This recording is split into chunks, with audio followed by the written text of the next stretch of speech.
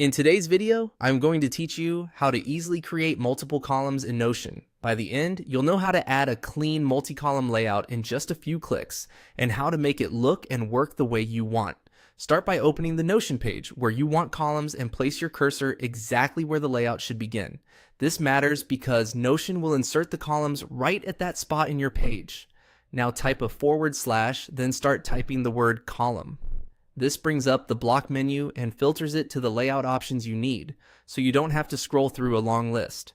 You'll see choices for creating multiple columns, quick, preset layouts that Notion can drop in for you. Choose how many columns you'd like, anywhere from 2 up to 5. Pick what best fits your content. 2 or 3 columns are great for readability.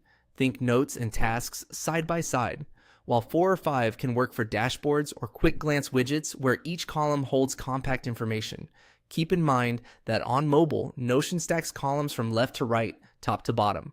That means the leftmost column appears first on a phone, so place your most important content on the left for the best mobile experience.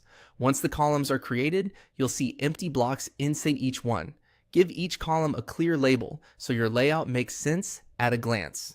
The simplest way is to add a short heading at the top of each column. Something like a heading 3 works well.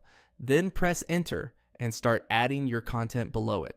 You can insert anything you'd normally use in Notion: text, to-dos, images, bookmarks, or even databases. If you change your mind about a label, just click and rename it. There's no special mode required. A few quick tips to polish the layout. You can adjust column widths by hovering near the divider between columns until the resize handle appears, then drag to widen or narrow each side. To reorder columns, grab the handle of the top block in a column and drag it left or right until you see a blue guide. If you accidentally chose the wrong number of columns, use undo or remove the layout and reinsert it. No harm done. And for clarity, keep headings short and consistent so your page stays scannable. That's it.